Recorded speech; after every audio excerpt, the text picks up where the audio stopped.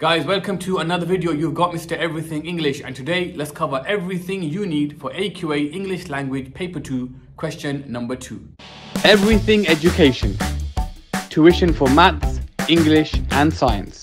For this question, we are writing a summary, and let's begin with the basics. This is an 8-mark question, and what does that mean for us, guys? It means that for an 8-mark question, we are looking to spend no more than 10 minutes. And in 10 minutes, guys, we are writing 2 paragraphs. Now, what kind of paragraphs are we writing, guys? We are writing P-E-I-E-I-E-I paragraphs. You are taking the biggest P of your life, guys. Now, some schools do SQI, same thing, statement, quote, inference. Some people do other variations, but I find that P-E-I-E-I-E-I is the easiest to remember. For this question, you're taking one big P. Now, why does Peter or pretzel not work for this question? Because for this question, we are not analyzing language. We are not analyzing structure. Instead, we are simply writing a summary. It's a basic comprehension question. Now, this question, guys, from the outset, it looks at source A and source B. This is the first big difference between paper 1 and paper 2. In paper 1, we had 1 source. In paper 2, we have 2. And we are always asked to write a summary of either a similarity or a difference between the sources. But the question always tells us what to do. We're told here, guys, that we must write a summary of the different experiences of the children. We must write a summary of the different experiences of the children. And I repeat, guys, that we are doing a P-E-I-E-I-E-I paragraph. Now, first things first, do we have to compare in this question? Simple answer, guys, no, we don't. We don't have to compare. The comparison question is question number 4. AQA, guys, isn't playing peekaboo. They're not hiding things from us. When they want you to compare, they put the word compare in the question, and they put the word compare in the mark scheme. For this question, you don't have the word compare come up anyway. So please don't stress yourself. We are not comparing for this question. Quick recap, guys. We are doing 1 paragraph on source A. We are doing 1 paragraph on source B. We are doing 5 minutes per paragraph. And the paragraph structure we're using is point, evidence, infer, evidence, infer, evidence, infer for paragraph A, and the same thing for paragraph B. Now, what is the mark scheme for this question?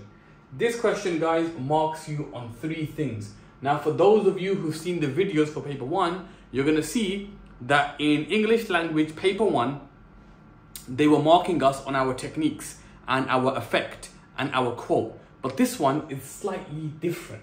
Rather than calling it effect, now they're calling it inference. Now, over here, they're saying that we must use textual detail and we must have statements that show how the source A and the source B are different from one another. No technique, no simile, no method, no language, no structure, nothing. That's not in the question. In paper 1, we were marked upon technique for everything. In paper 2, question 2, there is no technique. Don't talk about verbs. Don't talk about adjectives. Don't talk about similes. Don't talk about foreshadowing. All you have to do is you have to pick out evidence. And once you've picked out evidence, you must make inference. Now, what is inference, guys? Inference is when you talk about what is the writer trying to tell me in that quote. What are they trying to say? What is hidden between the lines? Now, we've been doing this since year 5. Since primary school, we've always talked about inference. What is your SATs exam? You read an extract, you read a story or a poem, and you must pull meaning from it. This is what AQA is testing in this question. Have you understood source A? Have you understood source B? If so, prove it to me. So, you're marked upon your quote and you're marked upon your inference. Then it says you must have statements that show differences. No, we're not comparing. It's saying you must have statements that show how source A and source B are different. And this is in our points that our paragraphs begin with. And there is your basic structure. P-E-I. Point. Evidence. Inference. Then you may question, sir, why does our paragraph not stop there? Why do we do it again and again? Simply because, guys, we are looking at how to write a perceptive summary. To get 8 out of 8, our summary, this must be perceptive. Now, perceptive looks at the quality of your work. Now, if I said that this pen is white, I've not really summarized this pen. I've given you one detail about the pen. But if I said the pen is white and it's an Apple pen and it's connected to my iPad and I'm using it to write on the board, now I'm summarizing or I'm better summarizing the features of the pen. That is why, guys, to get the marks for 8 out of 8, 7 out of 8 for a perceptive summary, we must do, as a minimum, you want to do 2. As a minimum, you want to do 2, but you can push for 3. You want to have 3 quotes, 3 inferences that summarize the same thing. That is why I always say, guys, for this question, your point hugs the paragraph. I repeat, your point hugs the paragraph. Now, what do I mean by that? If you said that in source A, the life of the children is terrible. Let's say that's your point, that in source A, the life of the children is terrible. You now need to find 3 pieces of evidence and 3 inferences from the evidence that prove how the life of the children is terrible, because you want to summarize how their life was terrible. So your point is what hugs the paragraph. So don't pick a point that you can't talk about. So, guys, for this question in our exam, let's go back up here, guys. For this question in our exam, we are doing 2 paragraphs. I repeat, guys, we're doing 1 paragraph on source A and we're doing 1 paragraph on source B. And for both paragraphs, guys, we are doing point, evidence, infer, evidence, infer, evidence, infer. That is what we are doing 2 times. Now, you may then wonder, sir, is that enough? Do AQA give marks for this? Here's an example, guys, of a model answer that was marked by AQA. As you can see, guys, both paragraphs begin with a statement that shows how the sources are different. Paragraph 1, though, is all about source A, and paragraph 2 is all about source B. This is top band, guide. This got 8 out of 8. 2 paragraphs begins to the paragraphs begin with the statement that shows how source A and source B are different. That's their point. But then in the first paragraph, they speak about source A, and in the second paragraph, they speak about source B. In the first paragraph, they use 2 quotes. In the second paragraph, they use 3 quotes. And they got full marks, 8 out of 8. And that is essentially, guys, what I do with these paragraphs over here. Now, guys, let's go to the insert and let's plan 2 paragraphs. And when it comes to all the other questions for English language, we have to be careful in the quotes we pick, because they need to have a device, a verb, an adjective, foreshadowing, flashback, similes, metaphors, something. But for this question, guys, we're free.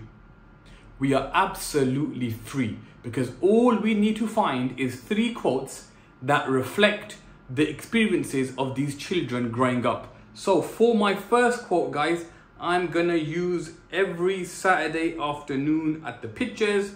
For my second quote, guys, I'm gonna use they would stock up with lollies. And for my third quote, I'm gonna use, let's go for raced up and down the aisles. Those are going to be my 3 quotes. One over there, guys, that every Saturday afternoon. So imagine, guys, let's say we're doing P, E, I, E, I, E, I. That's, oopsie daisy. That's my first quote done.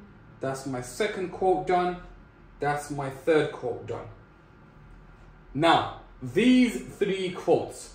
The first one says, every Saturday afternoon at the Pictures. So these kids went to the cinema every single week. And when they went to the cinema, they stocked up with lolly. And when they went to the cinema, they were racing up and down the aisles. So what is my point? What is my point that hugs these three things? Did these kids, based upon these three evidences, did they have a tough childhood? No. Guys, these kids had the time of their life. Their childhood, I'm going to make a point. These kids, guys, their childhood was free and fun. That is going to be my point. And there is my first paragraph planned. 3 quotes, 1 point that summarizes all 3 of them. And then I'm going to talk about how these 3 quotes prove that their childhood was free and fun. Now, let's move on to source B. Source B, guys, we're doing the same thing. Point, evidence, infer, evidence, infer, evidence, infer. And what quotes can I use about the life of these children? Alright guys, their sweets contain the most virulent poison. That's my first evidence done. That these sweets are disgusting, they're poisonous. Second quote, guys, I'll use where it says, young girls are employed in the sweet making trade. So these kids are not free, they are sent to work. And then I'm gonna use the quote, guys, sitting silently, hunched over their benches. Even though they're sent to work in terrible conditions. So what's my point? Whilst the kids in source A had a free and fun childhood, the kids in source B had a very, very sad and controlled childhood.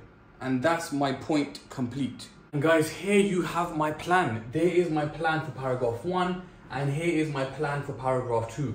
In paragraph 1, I'm going to talk about how both sources are extremely different. Why are they different? Because in source A, the childhood of the children is fun and free. I can prove this to you, I can summarize this to you via 3 pieces of evidence. My first one is that every Saturday afternoon, these kids went to the cinema. What a lovely life. No homework, no chores, nothing. They are free spirits on a Saturday going to the cinema to enjoy movies and TV shows. Now, not only this, whilst being allowed to go to the movies, furthermore, these children stock up with lollies. What about health? What about teeth? What about dentist? What about sugar? Who cares? These kids can eat sugar, sweets till their heart desires. What a lovely life. And finally, whilst going to the cinema, whilst eating lots of sweets, they are physically also free. Because in the aisles of the cinema, where most people aren't allowed to even stand, these children were racing up and down, having competitions, see who's the fastest in the cinema. What a lovely childhood these children in source A have.